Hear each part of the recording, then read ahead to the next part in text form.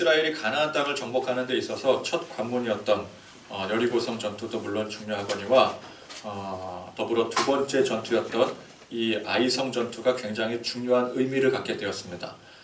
여리고성 전투는 오직 하나님의 방법으로 백성들이 그 하나님의 지시하심, 하나님의 인도하심에 순종해서 승리한 전투였습니다. 그러나 아이성 전투는 백성들이 범죄하고 또 교만하여 패배한 전투가 되었습니다. 이 아이성 전투의 교훈을 발판 삼아서 이스라엘은 이제 다시 철저히 하나님만 바라게 되었고 또 하나님의 말씀을 듣고 순종해야지만 이 가나안 정복 전쟁이 가능하다는 사실을 깨닫게 되었습니다. 그런 의미에서 여리고성 전투의 승리의 의미도 물론 중요하겠지만 더불어 이 아이성 전투의 패배 또한 이스라엘에게 있어서 굉장히 값진 결과물이다. 굉장히 중요한 교훈이었다라고 볼 수가 있을 것입니다. 자, 오늘 말씀은 2차 아이성 전투에 관한 내용입니다. 지난번에 아이성 전투 올라갔다가 패했었죠. 오늘은 다시 또 이 아이성을 정복하기 위한 전투에 대한 내용입니다. 여리고성 전투에서 하나님의 전리품을 탈취했던 아간을 이제 색출을 해서 처벌을 하고 심기일전한 이스라엘은 다시 이 아이성 전투를 재차 준비를 하게 됩니다. 이번에는 전과 태도가 달랐습니다. 여호수아가 먼저 하나님께 말씀을 묻습니다. 말씀을 듣습니다. 처음에 이 아이성 전투 시작했을 때는 처음에 들어갔을 때는 하나님 앞에 묻지도 않고 자기들끼리 올라갔다가 아주 크게 혼쭐이 난 적이 있었죠. 이번에는 하나님 앞에 먼저 묻습니다. 그랬더니 1절 말씀에 하나님께서 응답을 해주셨습니다. 어떻게 응답을 해주셨는가? 여호와께서 여호수아에게 이르시되 두려워하지 말라, 놀라지 말라, 군사를 다 거느리고 일어나 아이로 올라가라. 보라, 내가 아이 왕과 그의 백성과 그의 성읍과 그의 땅을 다 내 손에 넘겨 주었으니. 자, 이게 제일 중요한 일 아니겠습니까? 뭐 올라가라, 혹은 올라가지 마라, 뭐 승리하게 해줄 것이다, 이번에는 아니다. 뭐 하나님의 말씀이 있어야 하나님 말씀대로 된다는 거예요. 그러니까 적군이 아무리 강력해도 하나님께서 두려워하지 말라, 내가 너희와 함께 하겠다, 내가 내 손에 넘겨주리라. 하나님께서 그렇게 말씀하시면 그 전쟁은 반드시 승리하는 전쟁이 되는 것입니다. 그 하나님 말씀에 순종했을 때, 그렇죠? 적이 아무리 약해도 하나님 말씀을 듣지 못하면 결과가 어떻든 간에 그 전투는 패배한 전투인 것입니다. 승리를 해도 그건 결과적으로 패배한 거나 다름이 없는 것이죠. 그래서 하나님 말씀을 듣는 게 제일 중요하더라는 거예요. 결과는 둘째치고 하나님 말씀을 들어야 그 결과가 결정이 되어지는 것입니다. 일전에 지도자 여호수아를 비롯해서 모든 백성들이 교만했습니다. 여리고성에 승리했더니 그만 교만해졌습니다. 그래서 자기 멋대로 아이성에 진격해 올라갔을 때 군사들을 다 동원하지 않았습니다. 저까지 거 보니까 뭐 우리 군사들 다 동원할 필요도 없고 한 3,000명쯤 올라가면 될 것 같다. 근데 그렇게 판단하고 3,000명쯤 올라갔었습니다. 그러나 이번에는 하나님께서 뭐라 그러셔요? 군사를, 이스라엘 백성들을 전부 거느리고 올라가라 말씀을 하십니다. 그러니까 크건 작건 상대가 뭐 강하건 약하건 모든 백성들이 하나님의 영광 가운데 함께 참여해야 함을 말씀하고 계신 것입니다. 하나님의 백성들이라는 거예요. 그리고 하나님께서는 이어서 이 전투를 어떻게 치를지 마치 사령관처럼 여호수아에게 작전 지시를 세밀하게 하십니다. 먼저 복병을 뽑으라는 거예요. 복병. 5,000명의 복병을 선발을 해서 이제 밤에 몰래 침투를 시킵니다. 그래서 성 서쪽 후미에 이제 매복을 하게 했습니다. 매복 작전을 펼친 거예요. 이거를 여호수아가 이제 제장들과 같이 이제 의논해서 결정한 것이 아니라 하나님께서 직접 여호수아에게 지시를 하신 것입니다. 그리고 본격적으로 전투가 개시될 때 이제 본진이 성을 치러 갔다가 진격해 나갔다가 적의 공세에 짐짓 후퇴를 하게 합니다. 그러나 이것은 유인책인 거죠. 유인책. 열심히 후퇴를 하다가 그러면 이제 적군이 신나서 이제 쫓아오지 않겠습니까? 뭐 온 그 군사들을 다 동원해서 이스라엘을 추격을 할 것입니다. 그럼 성이 비워지게 되겠죠. 그때 이 복병했던 군사들이 일제히 일어나 그 성을 점령을 해버리는 겁니다. 마치 삼국지에서 제갈공명이 신출귀몰한 용병수를 보는 듯하지 않겠습니까? 그렇죠? 여기서 특이점은 여리고성 공략법과 아이성 공략법이 달랐더라는 거예요. 여리고성은 어땠어요?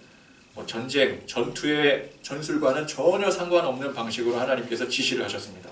하루에 한 바퀴씩 성을 돌고 또 7일째 7바퀴를 돌아라. 그게 전투와 무슨 관계가 있어요? 그죠? 여러분 성을 돌면 성이 무너집니까? 아무 일도 일어나지 않습니다. 그죠? 하나님께서 첫 번째 여리고 성 전투 때는 이 세상 방식, 이 전투의 방식, 전쟁의 방식과는 전혀 상관없는 방식으로 인도를 하십니다. 그러나 오늘 이 아이성 전투 공략법을 보니까 철저히 전쟁의 전술 공식을 따르고 있어요. 그죠? 마치 삼국지를 보는 듯해요. 우리도 벌써 이 장면에 보면서 야 이거 마치 어디서 본 것 같다, 삼국지에서 본 것 같다, 제갈공명을 보는 듯하다, 혹은 사마의를 보는 듯하다, 뭐 그런 역사적으로 위대했던 그런 전투들을 떠올리지 않겠습니까? 그죠? 유인책, 그죠? 복병 전술 이런 거는 뭐 지금 현대전에서도 얼마든지 쓸 수 있는 아주 교본 아니겠습니까? 그러니까 앞서 여리고성 공략법이 우리의 시점으로 봤을 때 비상식적인 방식이었다라고 한다면, 물론 하나님 앞에는 뭐 상식이고 비상식이 없습니다. 하나님이 하시는 게 그게 무조건 진리인 거예요. 하나님이 하시는 게 상식입니다. 그러나 우리 인간적인 그 시점으로 볼 때는 야 저게 상식적인 일인지 또 비상식적인 일인지 뭐 그렇게 달리 볼 수 있는 것 아니겠습니까? 그런 측면에서 봤을 때 여리고성 전투는 우리의 시각으로 볼 때는 비상식적인 방식이었습니다. 그러나 이 아이성 공략법은 지극히 상식적인 방식이었더라는 거예요. 또 전리품 분배에 대해서도 여리고성 전투의 경우에는 모든 전리품들, 이제 전쟁 끝나고 모든 전리품들이 온전히 여호와 하나님의 것으로 바치게 했습니다. 그걸 누가 어겼어요? 아간이라는 사람이 어겼죠. 그래서 이 아간의 범죄 때문에, 하나님의 것을 탈취한 그 범죄 때문에 이스라엘이 큰 위기를 겪게 된 것이기도 했었죠. 그러나 이 두 번째 아이성 전투에는 2절 말씀해 보니까 너는 여리고와 그 왕에게 행한 것 같이 아이와 그 왕에게 행하되 오직 거기서 탈취한 물건과 가축은 스스로 가지라. 자, 이 두 번째 아이성 전투에서 나온 모든 전리품들은 이제 이스라엘의 것으로 이제 뭐 너희들이 알아서 분배해서 이제 그 전리품들을 취득을 해라, 나눠 가지게 하셨습니다. 이처럼 하나님께서는 이 여리고성 전투와 또 아이성 전투, 이 두 전투에서 상반된 방식으로, 전혀 다른 방식으로 지휘를 하시고 또 전리품 분배를 하셨더라는 거예요. 그래서 우리가 여리고성 전투만 보고 야 여리고성 전투의 방식 이게 하나님의 방식이다, 혹은 또 이 아이성 전투만 보고 또 아이성 전투의 방식이 이게 하나님의 방식이다, 그렇게 한 가지만 보고 판단해서는 안 된다는 거예요. 여리고성 방식도 하나님의 방식이고 오늘 이 아이성 방식도 하나님의 방식이라는 거예요. 그래서 여기서 중요한 게 무엇이겠습니까? 이 균형이 중요한 겁니다. 균형. 그렇죠? 하나님이 이렇게 역사하시기도 하시고 저렇게 역사하시기도 하시고 한쪽으로 치우친 게 아니라 두 개를 다 받아들일 줄 아는 이 균형이 중요한, 신앙의 균형이 중요한 것입니다. 그러니까 우리 신앙이 좌로나 우로나 치우쳐지는 것이 아니라 균형 잡힌 신앙이 중요하다는 거예요. 그래서 오늘 이 말씀에서는 이 균형이 중요하다. 그래서 균형 잡힌 이 신앙의 요소에 대해서 오늘 말씀을 나누고자 합니다. 그래서 첫 번째, 상식을 초월한 방식과 상식적인 방식에 대한 균형입니다. 자, 앞서 여리고성 전투는 하나님의 놀라운 기적의 섭리, 그죠? 이건 무리의 인간적인 상식을 완전히 벗어난 전투 방식이었어요. 그래서 완전히 상식을 초월하는 방식으로서의 승리였었습니다. 우리가 전능하신 하나님을 믿는데 그 하나님의 초월적인 섭리와 역사하심이 무엇보다 중요한 것이죠. 전능하신 하나님이라고 하는데, 전능이라는 뜻이 뭐예요? 모든 게 다 가능하시다라는 거잖아요. 초월적인 존재라는 뜻 아니겠어요? 전능하신 하나님이라고 하는데 그분의 그 전능하심이 증명이 되지 않으면 어떻게 우리가 그분을 전능하다 할 수 있겠습니까? 성경에 보면은 상당히 많은 장면에서 하나님의 전능하심을 증명할 수 있는 이 기적의 역사들을 보여주고 있습니다. 창세기 창조기사부터 우리 인간적인 상식으로는 도저히 담을 수 없는 하나님의 전능하심의 그 역사가 시작이 되어지는 거죠. 그래서 창세기부터가 논란이 되는 거 아니겠습니까? 이걸 어떻게 믿냐? 이걸 어떻게 받아들이냐? 이게 뭐 과학적으로 증명이 되느냐? 과학적으로 증명할 수가 없어요. 그죠? 우리 인간의 상식으로는 도저히 이해할 수 없는 하나님의 전능하심이기 때문에 그렇습니다. 또 뭐 출애굽기에 가면은 또 모세를 통한 기적이 일어났죠. 10가지 재앙이 일어났죠. 광야에서 하나님께서 백성들을 인도하신 그 모든 것들이 다 놀라운 기적의 은혜들이었습니다. 사람의 상식으로 설명할 수 없는 것들이에요. 홍해가 갈라지는 걸 어떻게 설명할 수 있을까요? 어떤 사람들 그 어떻게 해서든지 설명하기 위해서 뭐 밀물과 썰물을 뭐 인용하기도 하는데 홍해에 밀물과 썰물이 어디 있어요? 그렇죠? 그것도 뭐 그거를 또 뭐 또 얕은 곳을 골라서 뭐 이렇게 물이 잠깐 이렇게 수면이 얕아지는데 그때 건넌 걸 가지고 그걸 뭐 뻥을 튀겨서 뭐 홍해가 갈라졌다 뭐 그렇게 표현했다고도 합니다. 그러니까 우리 인간적인 상식으로는 도저히 설명할 길이 없으니까 어떻게 해서든지 그걸 설명해 내려고 뭐 갖은 방법을 동원을 하는데 이건 설명할 수가 없는 거예요. 바다가 갈라진 거예요, 말 그대로. 그렇죠? 하나님의 전능하심의 증명인 것이죠. 또 선지자들을 통해서 여러 가지 표적들이 나타나게 됐죠. 또 예수님도 오셔서 표적들, 많은 기사들, 그리고 제자들도 마찬가지로 복음 증거하는 과정에서 우리 어떤 상식적으로 말로 표현할 수 없는 그런 기적의 역사들이 일어납니다. 죽은 자가 살아나고 안진뱅이가 일어나고 소경이 눈을 뜨게 되고, 그죠? 오병이어의 기적들. 그리고 오늘 말씀 전에 여리고성이 무너지는 것 또한 우리의 상식을 벗어난 초월적인 기적의 역사였었죠. 그러면 성경에는 이제 이런 기적의 역사들이 많이 일어나는데 하나님의 전능하심을 증명할 만한 일들이 많이 있는데 오늘날에는 하나님의 이 기적의 역사가 사라졌습니까? 그렇지 않더라는 거예요. 전능하신 하나님께서 여전히 살아계십니다. 그렇죠? 전능하신 하나님께서 여전히 전능하신이라는 이 타이틀을 가지고 계시는 한 전능하신 하나님의 역사는 지금도 계속되는 거예요. 여러분 믿으십니까? 네. 하나님의 전능하심이 우리 가운데 역사되고 있어요. 그래서 우리가 오직 그 전능하신 하나님을 믿음으로 불가능을 가능케 하는 역사가 일어나고 있는 것입니다. 불치병이 고쳐져요. 기도함으로 우리가 하나님 앞에 간절히 기도할 때 우리가 풀 수 없는 문제들을 하나님께서 풀어주셔요. 분명히. 제가 이제 신대원 다닐 때 우리 총신대학교에 굉장히 유명한 구약학 교수님이 계시는데 다른 교수님들 다 그런 건 아닌데 그 교수님만 유독 그 전에는 또 덜어 있었을 것 같아요. 근데 그 교수님이 자기는 지금 현 시대에 일어나는 방언의 역사에 대해서 결코 인정하지 않는다라는 소리를 하셨습니다. 근데 그 교수님의 말씀에 의하면은 이 방언의 역사는 성경에서 신약 이 초대 교회 시대 이후로 이제 사라졌다라는 거예요. 성령의 역사하심으로 사라졌다라는 거예요. 뭐 신학 교수가 그것도 저명한 신학 교수가 그렇게 말할 정도면 뭔가 근거가 있으니까 뭐 그런 말을 하겠죠. 그러나 어떻게 자기가 겪어보지 못했다고 함부로 단정할 수 있겠습니까? 자기가 겪어보지 못한 거거든요. 여러분 우리는 전능하신 하나님의 우리의 상식을 넘어선 기적과 같은 은혜를 사모해야 된다는 거예요. 하나님이 분명히 역사하십니다. 하나님 살아계셔요. 지금도 하나님은 전능하신 하나님이세요. 구약의 하나님이나 신약의 하나님이나 지금 우리에게 임하시는 하나님이나 똑같은 하나님이에요. 하나님은 변함이 없으십니다. 여러분 기적 중에 기적이 뭔가요? 죄인 되었던 우리가 하나님의 크신 은총을 받아 예수를 믿게 되어 이렇게 변화되었다라는 이 자체가 기적인 것이죠. 우리는 꼭 기적하면 뭔가 이렇게 우리 눈에 뭐 혹하게 바뀌어지는 그런 것만 기대할 수 있는데 물론 그런 일들도 일어나겠지만 진짜 기적은 뭐예요? 내가 바뀌었다라는 게 이게 기적이에요. 여러분 사람이 바뀝니까? 어지간해서 사람 바뀌지 않습니다. 사람은 정말 바뀌질 않아요. 즉 교도소가 있는 거예요. 그렇죠? 사람을 어떻게 해서든지 다 바꿀 수 있다면 교도소가 무슨 필요가 있겠습니까? 바꾸면 되지. 우리가 아무리 설득하고 별수를 다해도 사람은 바뀌지 않습니다. 그렇죠? 그럼 우리가 노력하는 대로 사람이 바뀔 수 있다면 전도가 이렇게 어려울 수 있을까요?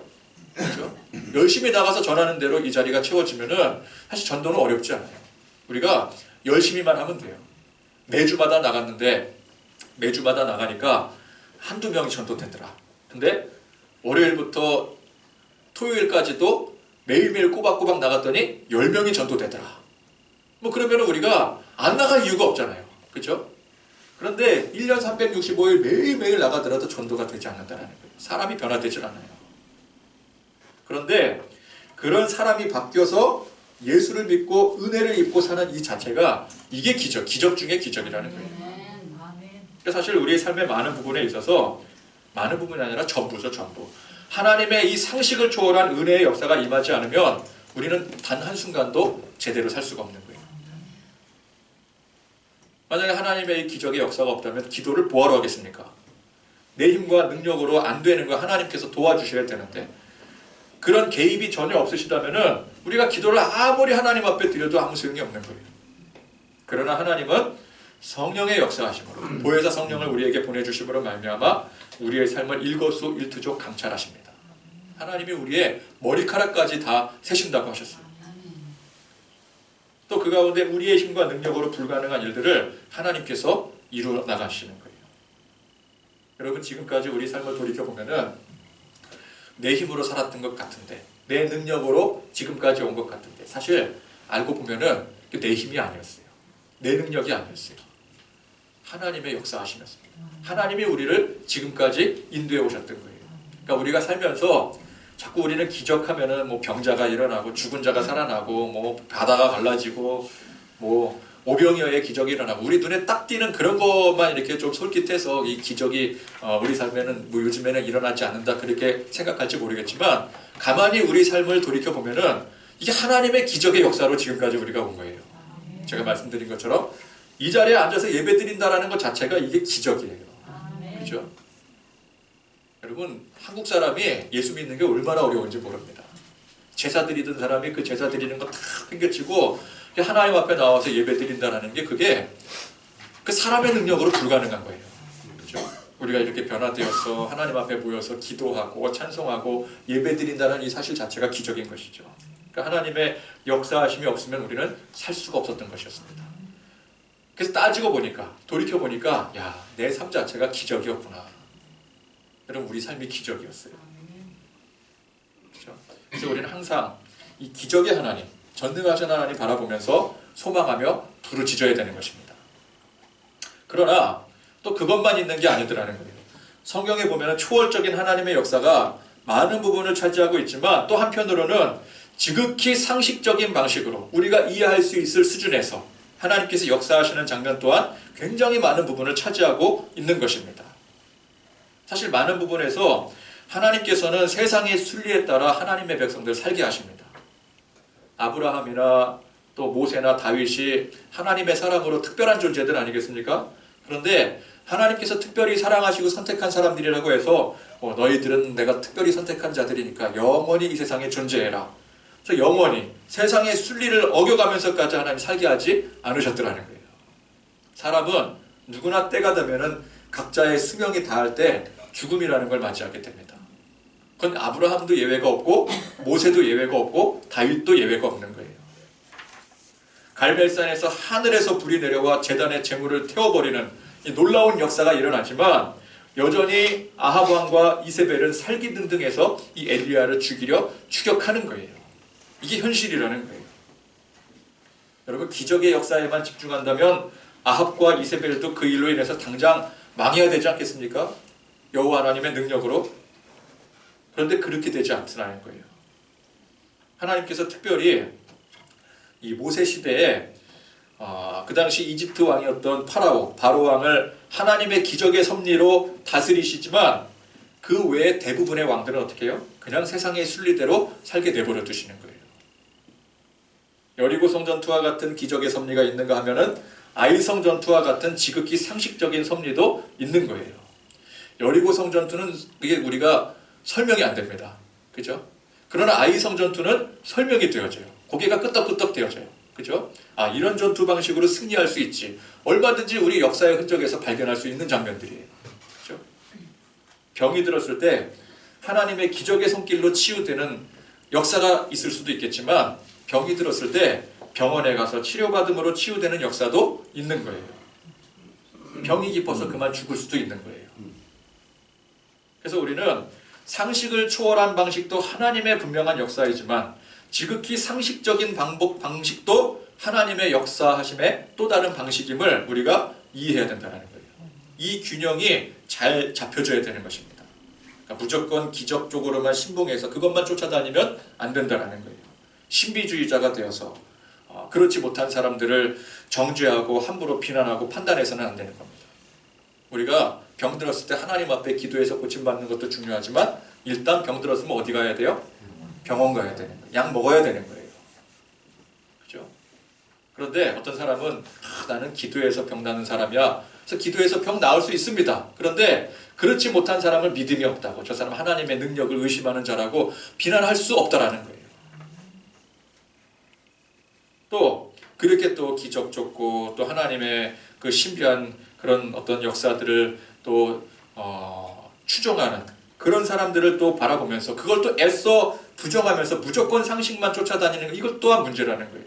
아무리 신학을 열심히 공부한 신학자라 할지라도 내가 보니까 방언이라는 게 순다 엉터리다, 그래서 자기의 경험에 의존해서 이 세상에 방언의 역사는 없다, 그렇게 단정 지을 수 없더라는 거예요. 자기가 경험해보지 못했다고 해서 함부로 단정 지을 수가 없는 것입니다. 우리는 전능하신 하나님을 믿기 때문에 하나님께서 역사하심으로 불가능이 가능해지고 세상의 상식을 초월한 일들이 일어남을 우리가 인정할 줄 알아야 됩니다. 그걸 소망해야 된다는 거예요. 적극적으로 우리가 구해야 됩니다. 우리가 하나님의 자녀인데 하나님의 전능하심을 구해야죠. 그렇죠? 하나님의 역사하심을 구해야, 그건 당연한 일입니다. 그러는 한편 상식을 또 상식으로 받아들일 줄도 알아야 된다는 거예요. 그래서 이 두 가지 균형이 잘 잡히려면 어떻게 해야 되겠습니까? 정신 똑바로 차리면 됩니까? 여러분, 우리가 정신 아무리 똑바로 차려도 우리 균형을 못 잡아요. 그럼 기도하면 됩니까? 기도해도 치우쳐요. 어떤 사람은 막 신비주의만 부르짖고 어떤 사람은 사실적인 것만 부르짖고 그래요. 그러니까 여러분, 이 두 가지 균형이 잘 잡히려면은 우리가 이 성경 말씀을 알아야 돼요. 이 성경이 기준이 돼야 돼요. 여리고성과 아이성 두 다른 방식이 있음을 우리가 어디서 알아요? 성경을 통해 아는 거예요. 하나님의 방식이, 하나님의 역사하심이 이런 방식도 있지만 저런 방식도 있다는 것을 그냥 우리가 추정해서는 안 돼요. 생각해보니까 그럴 것 같다, 그래서 믿으면 안 돼요. 그럼 믿음이 아니에요. 믿음은 이 하나님께서 우리에게 주신 이 사실, 성경 말씀의 진리를 팩트로 믿어야 되는 겁니다. 그래서 우리는 성경 안에서 균형을 찾아야 돼요. 그렇죠? 그래서 이 성경을 통해서 하나님께서 어떻게 역사하시는지 그 균형을 바로 잡고 그걸 볼 줄 알고 그것이 우리 삶에도 똑같이 적용이 되어져야 되는 것입니다. 근데 이 성경의 진리를 모르니까 자꾸만 이 좌로나 우로나 치우치게 되는 거예요. 여러분, 좌로나 우로나 치우치는 건 틀림없습니다. 성경을 몰라서 그러는 거예요. 어떤 사람은 자기는 성경을 기가 막히게 한대. 성경을 창세기부터 요한계시록까지 달달달 외울 정도가 된대요. 성경 공부를 어마어마하게 깊게 했대요. 그래서 어디로 빠져요? 신비주의로 빠지고 이단으로 빠져요. 그 사람은 성경을 헛 아는 거예요. 성경을 알되 진리를 아는 게 아니에요. 잘못 알고 있는 거예요. 성경을 제대로 알면은 좌로나 우로나 치우칠 수가 없습니다. 어떤 사람 성경을 막 기가 막히게 연구를 했더니 성경에 있는 이 기적의 역사들이 이거 이렇게 해석하면 안 된대. 그래서 그걸 다 부정해 버립니다. 그 사람도 성경을 잘못한 거죠. 성경을 제대로 알면은 치우쳐질 수가 없는 거예요. 하나님을 믿는다면서 그 하나님의 놀라운 역사하심을 믿지도 못하고 받아들이지도 못하는 것이, 그게 어떻게 성경의 진리를 믿는다고 할 수 있겠습니까? 그런 쪽으로만 치우치는 것이나 또 그렇다고 해서 그것을 반대하는 것이나, 이게 다 성경을 제대로 알지 못해서 일어나는 현상이라는 거예요. 사람은 어때요? 보고 싶은 것만 봅니다. 성경을 보는데도 자기가 보고 싶은 것만 보는 거예요. 그래서 지금 이 여호수아서도 보면서요, 똑같이 읽거든요, 성경을. 근데 머릿속에 기억이 남는, 기억이라는 건 상당히 주관적인 매체입니다. 우리가 이 기억력이라는 게, 이 머리 기억 지능이라는 게 굉장히 객관적인 줄 착각하고 있는데 이건 굉장히 주관적인 거예요. 자기가 받아들이고 싶은 것만 받아들여요. 기억하고 싶은 것만 기억해요. 사람들한테 물어보잖아요.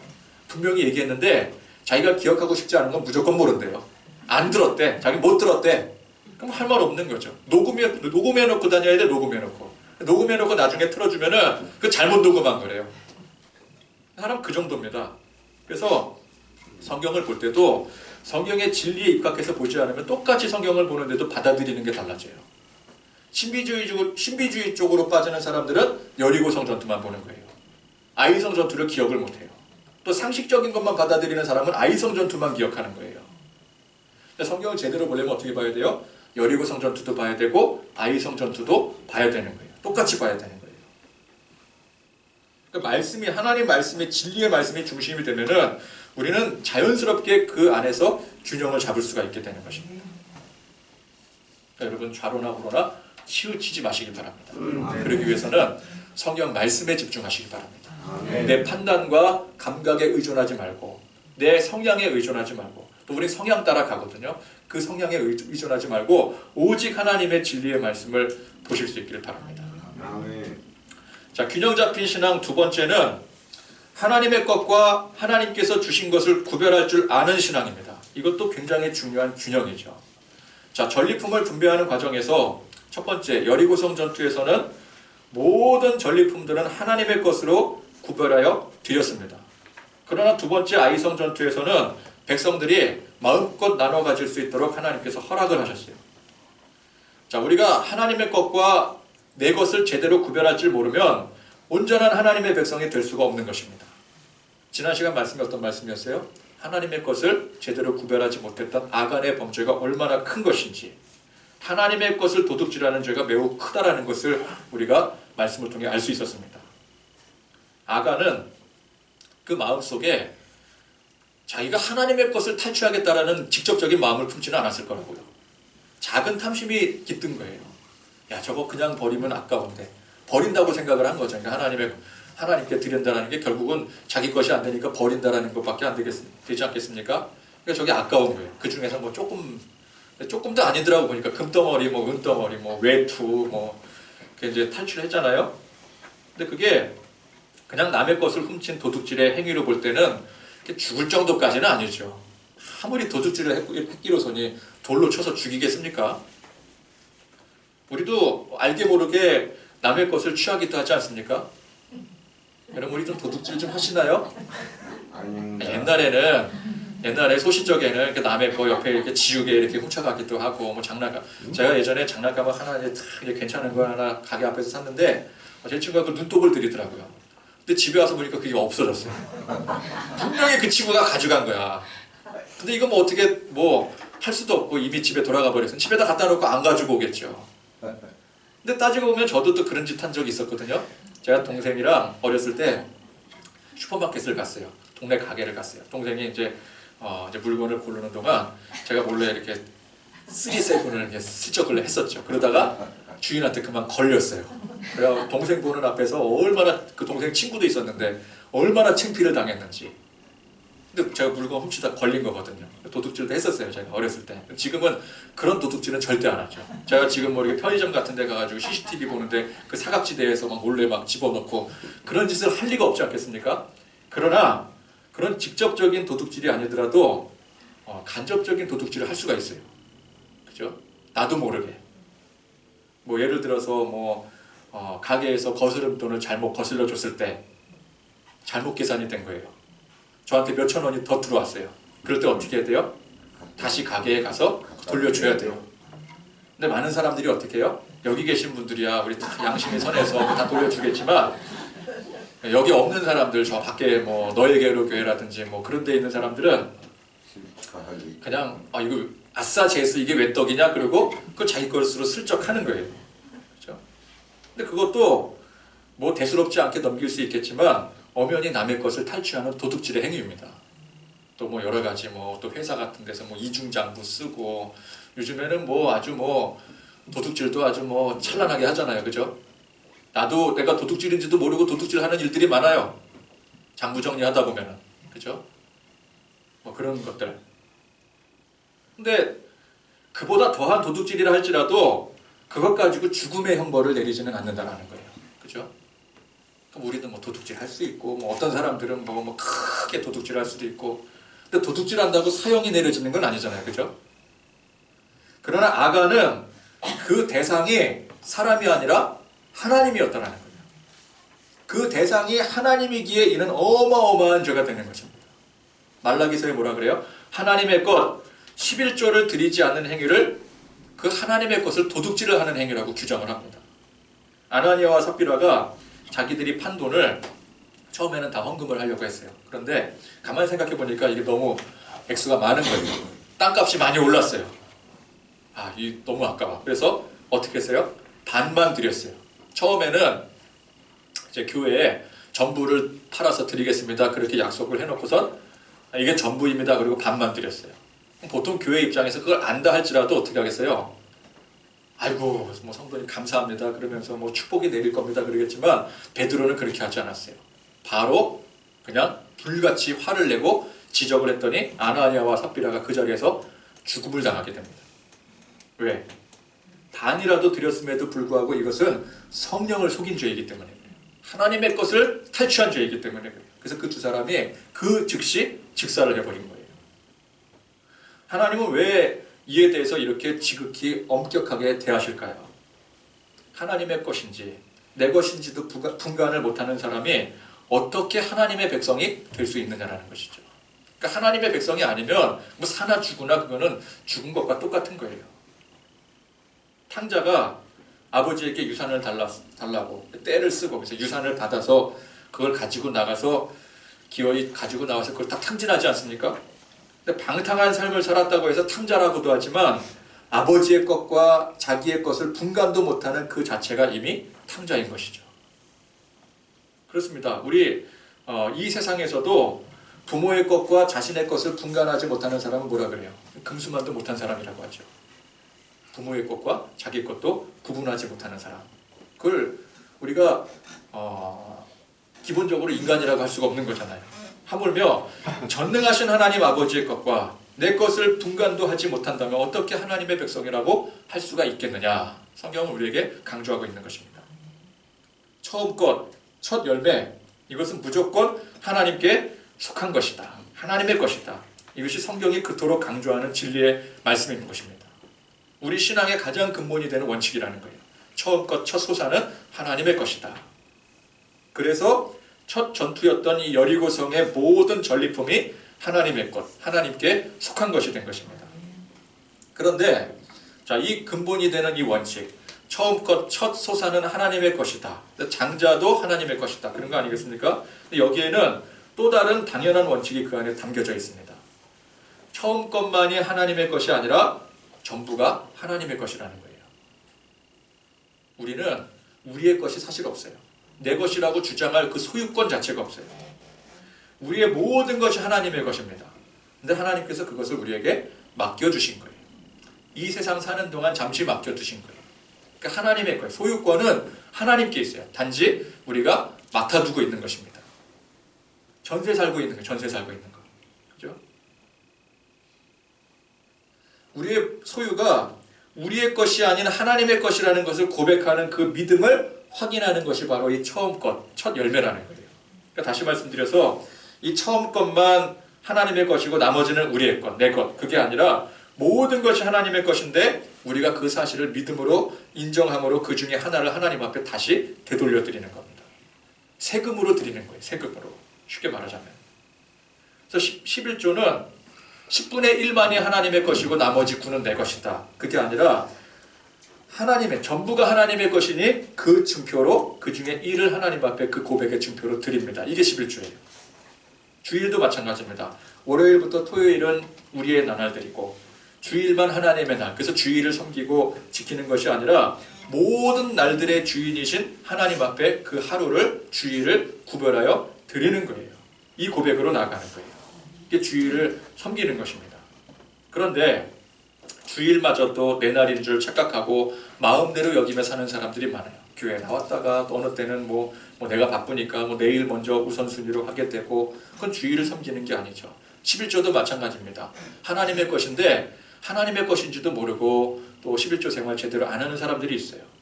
우리는 11조뿐만 아니라 주일뿐만 아니라 처음껏 하나님 앞에 고백하는 그 신앙뿐만 아니라 우리의 전부가 하나님의 것이라는 이 고백을 가지고 살아야 되는 것입니다. 아멘. 그래서 우리는 하나님의 것과 내 것, 정확하게 말하면 뭐예요? 내게 맡겨주신 것에 대한 이 정확한 고백과 이 구별됨이 있어야 된다는 거예요.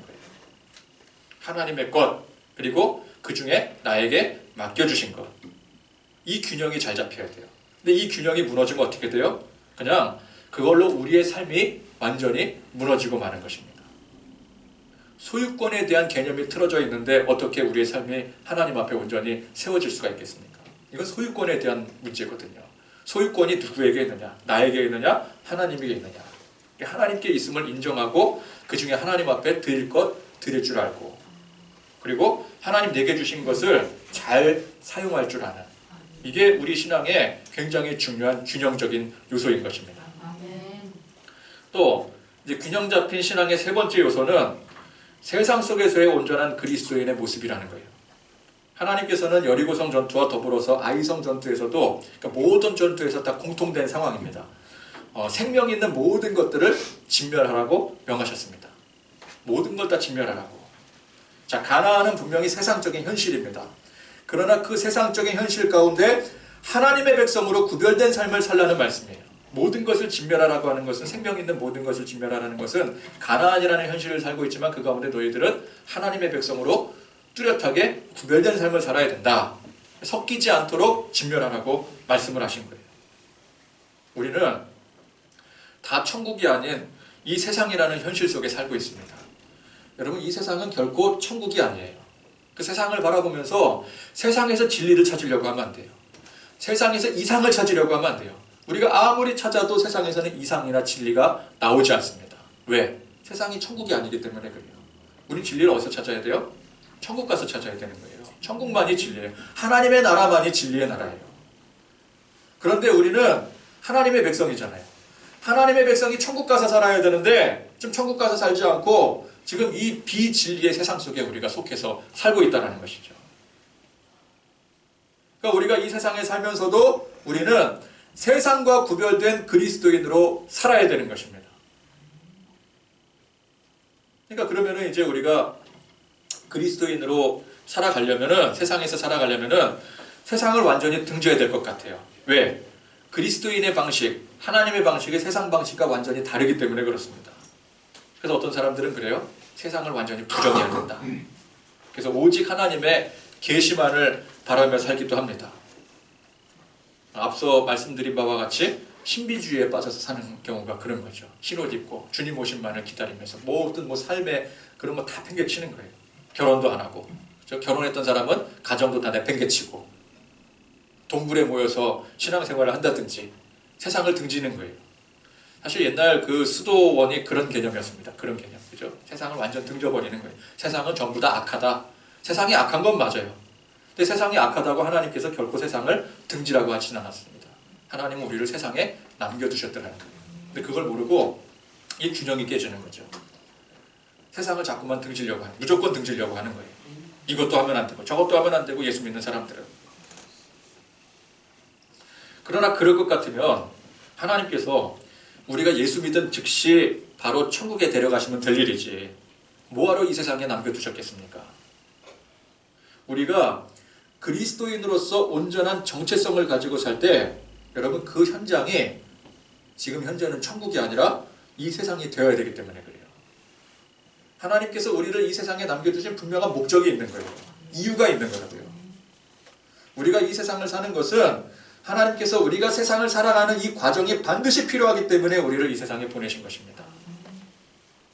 우리는 하나님을 대적하는 이 세상 속에서 이 가운데 하나님의 말씀의 진리를 지켜나가며 하나님의 구별됨을 이루는 삶을 살 수 있어야 되는 거예요. 일종의 훈련입니다. 우리가 예수 믿자마자 당장에 천국에 들어간다면 사실 세상에서 진리와 비진리가 부딪혀가면서 거기서 또 갈등을 겪고 우리 신앙이 침체되기도 했다가 다시 성장하기도 했다가 시험 들었다가 회복되었다가 그런 과정이 일체 필요가 없습니다. 우리가 천국 바로 들어가면. 천국은 그런 곳이 아니에요. 천국은 완벽한 곳입니다. 완벽한 진리만이 세워져 있는 곳이에요. 그러니까 훈련이 필요 없는 것이에요. 천국은. 그러니까 구별될 필요가 없는 것이죠. 여러분, 구별됨이란 전혀 상반된 곳에 있어야 의미가 있는 거예요. 그죠? 천국은 하나님의 의로운 것인데 거기 의로 구별됨이 무슨 의미가 있겠어요? 그 구별됨이라는 의미 자체가 없는 거죠. 모두가 다 흰옷을 입을 때는 그 흰옷을 입은 사람 중에 흰옷을 입은 사람은 구별할 수가 없어요. 그러나 모두가 다 검정 옷을 입고 있습니다. 그 중에 한 사람이 흰옷을 입고 있어요. 그럼 그 흰옷 입은 사람이 구별이 되어지는 거예요. 반대로 모두가 다 흰옷을 입고 있는데 그 중에 한 사람이 검은 옷을 입고 있어요. 그러면 그 검은 옷을 입은 사람이 구별이 되는 거예요. 그죠? 그러니까 뭔가 상반된 게 있어야 거기서 구별됨이 나올 수 있는 것이지 다 똑같다면 구별됨이 의미가 없는 것입니다. 그러니까 우리가 구별되어지려면 반드시 이 세상 속에 있어야 구별이 되어지는 거예요. 그리고 그 가운데 구별되어지려면, 진정으로 구별되어지려면 우리가 훈련을 잘 받아야 되는 것입니다. 그러니까 하나님은 우리가 이 죄악이 만연한 이 세상에서 하나님의 백성으로 구별된 삶을 살아가는 훈련을 받아야지만 비로소 우리가 진정한 하나님의 백성으로 살 수 있기 때문에 우리를 이 세상에 남겨두신 거예요. 구별된다는 것이 무엇인지, 하나님을 대적하는 곳에서 우리의 이 신앙을 지키고 믿음을 지킨다는 의미가 무엇인지를 우리가 배워나가면서 때로는 실수하고 실패하고 그런 과정 속에서 우리가 알아갈 때에 비로소 우리는 진정한 하나님의 백성, 천국 백성이 될 수가 있는 것입니다. 그래서 우리는 하나님께서 남겨두신 이 세상에서 열심히 살아야 되는 거예요. 아멘. 세상 등지라고 하나님께서 세상에 남겨두셨겠습니까? 세상 속에서 그리스도인으로서 온전히 살으라고 남겨두신 거예요. 그래서 우리는 세상에서 열심히 살면서 그 가운데 그리스도인으로서의 정체성을 지키는 이 두 가지 균형을 잘 잡고 살아야 되는 것입니다. 아멘. 그러니까 무조건 세상을 배척해서도 안 되고, 그렇다고 또 무조건 세상적으로 세상에 속해 살면은 안 된다라는 거예요. 그럼 예수 믿으면 영화 보면 안 됩니까? 폭력적인 영화, 잔인한 영화 이거 보면 안 됩니까?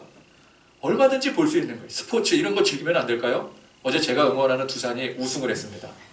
그렇죠? 이런 거 기뻐하면 안 됩니까? 예수 믿는 사람이 이거 다 초월해야 되나요? 게임도 해서는 안 되고 맛있는 것도 탐해서는 안 되고 그렇지 않더라는 거예요. 다 누릴 수 있습니다. 하나님께서 우리에게 이 세상에 주신 거예요. 다 누릴 수 있으되 그 안에서 구별됨이 중요하다는 것이죠. 오늘 이 말씀 아이성 전투는 하나님께서 지극히 세상적인 방식으로 전투를 지휘를 하셨습니다. 그죠? 이게 하나님의 지시가 아니더라도 우리가 봤을 때 이 전투 방식이 얼마든지 통할 수 있는 방식이라고 이해할 수 있을 만큼 굉장히 상식적인 전투 지휘 방식이었다는 거예요. 그러니까 이 요소도 중요하다는 뜻이죠. 하나님께서는 무조건 기적의 역사, 여리고성을 무너뜨린 것과 같은 그런 기적의 역사로만 역사하시는 것이 아니라 우리 인간적인 방식으로, 지극히 상식적인 방식으로도 하나님께서 역사하신다는 것입니다. 그러니까 여리고성 전투처럼 전적인 하나님의 방식, 그분의 상식을 초월하는 역사도 중요하지만 우리는 그것만 바라고 그것만 쫓아가서는 안 된다는 것입니다. 그것을 오늘 이 아이성 전투를 통해서 알려주고 있는 거예요. 그래서 우리가 하나님의 진리의 말씀 안에서 좌로나 우로나 치우치지 않고 하나님의 이 진리의 말씀 안에서 균형 잡힌 신앙, 균형을 잘 이룰 줄 아는 그런 저와 여러분들이 되실 수 있기를 간절히 축원드립니다. 아멘. 들은 말씀 생각하시면서 주 여호와는